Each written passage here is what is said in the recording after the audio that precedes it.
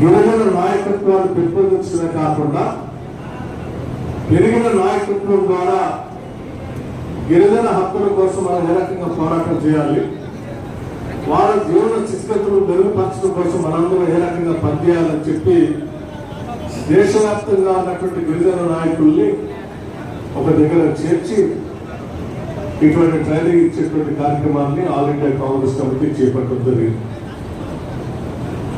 దాంట్లో భాగంగా మన జిల్లాలో ఈరోజు మనం కిందసారి దగ్గర గత 3 రోజులుగా ఈ కార్యక్రమాన్ని ఏర్పాటు చేసుకున్నాం. దీనికంటే ముందు రాష్ట్ర వ్యాప్తంగా కూడా నాగార్జున సాగర్లో ఒక కార్యక్రమాన్ని పెద్ద ఎత్తున ఎటువంటి ట్రైనింగ్ చేపట్టారు. ఆ తర్వాత నల్గొండ జిల్లాలో కూడా ఉమ్మడి జిల్లాలో ట్రైనింగ్ కార్యక్రమాన్ని పూర్తి చేశారు. ఇప్పుడు ఖమ్మం జిల్లాలో పూర్తి చేశారు. ఇంతమందిని చూస్తూ ఉంటే సరే, మన జిల్లా ఉమ్మడి జిల్లా 10 శాసనసభ నియోజకవర్గాలు 10 శాసనసభ నియోజకవర్గాలు ఉంటే అందులో 5 శాసనసభ నియోజకవర్గాలు కూడా ఎస్టీ రిజర్వ్ కాన్స్టిట్యూన్సీసే, 2 ఎస్సీ రిజర్వ్ కాన్స్టిట్యూన్సీ అంటే 10లో 7 రిజర్వ్ కాన్స్టిట్యూన్సీస్. అంటే ఖమ్మం జిల్లా అత్యధికంగా గిరిజన జనాభాతో నిండి ఉన్నటువంటి జిల్లా, అత్యధిక శాతం. బహుశా ఏ జిల్లాలో కూడా 5 శాసనసభ నియోజకవర్గాలు, ఒక లోక్సభ స్థానం రిజర్వ్ అయినటువంటి ఉమ్మడి జిల్లా ఎక్కడ లేదు, కేవలం అది ఖమ్మం జిల్లాలోనే ఉంది.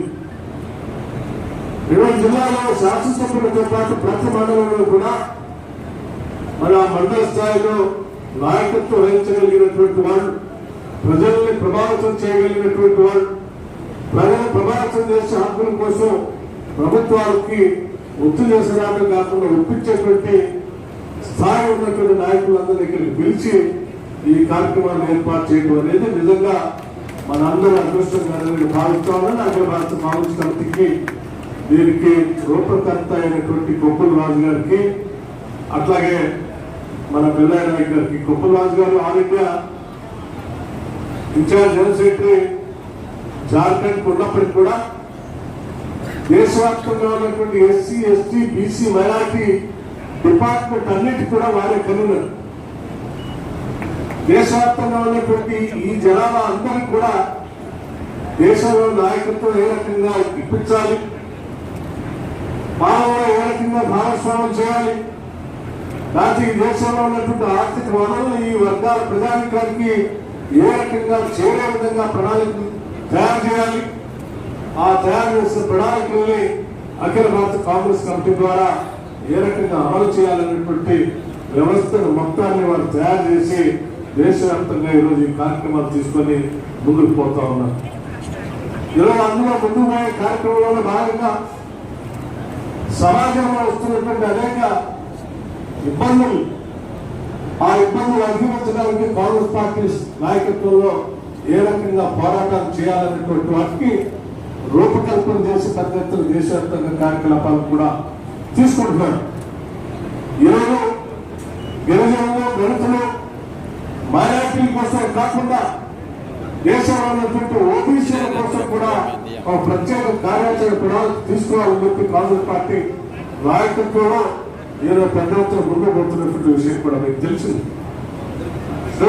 మన రాష్ట్రంలో ఈరోజు మనం ఈ ప్రత్యేక రాష్ట్రం ఏర్పడటానికి గల కారణం, కావాలని కోరుకుంటానికి గల కారణం ప్రధానంగా ఈ రాష్ట్రంలో అత్యధిక శాతం ఉన్నటువంటి బలహీన వర్గాలకు సంబంధించిన ఆత్మగౌరవ నినాదమే ఈ రాష్ట్ర ఆవిర్భావానికి ప్రధానమైనటువంటి కారణం చెప్పడానికి కూడా ఎటువంటి సందేహం లేదు.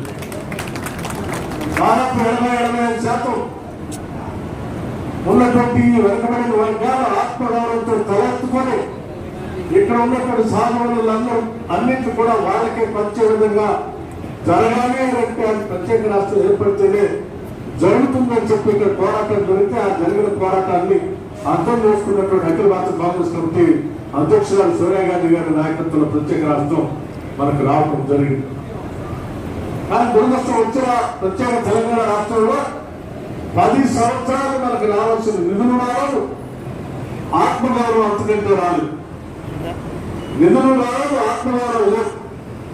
అందుకోసమే కాంగ్రెస్ పార్టీ నాయకత్వంలో పెద్ద ఎత్తున ఇక్కడ ఆత్మగౌరవం కోసం, నిధుల కోసం, సమాజ సమసమాజ నిర్మాణం కోసం పెద్ద ఎత్తున పోరాటం జరుగుతుంది. రాష్ట్రంలో ఉన్నటువంటి ప్రజానికి అంతా కూడా అర్థం చేసుకుని తెలంగాణ రాష్ట్ర ప్రత్యేక రాష్ట్ర ఆవిర్భావ లక్ష్యాన్ని దాన్ని అర్థం చేసుకుని ఇచ్చినటువంటి కాంగ్రెస్ పార్టీ ద్వారానే చేయగలని నమ్మి ఈరోజు రాష్ట్రంలో ఇందరూ రాజ్యానికి ఓట్లు వచ్చి గెలిపించడం జరిగిందని కూడా మీ అందరికీ సందర్భంగా నేను గుర్తు చేస్తా ఉన్నాను.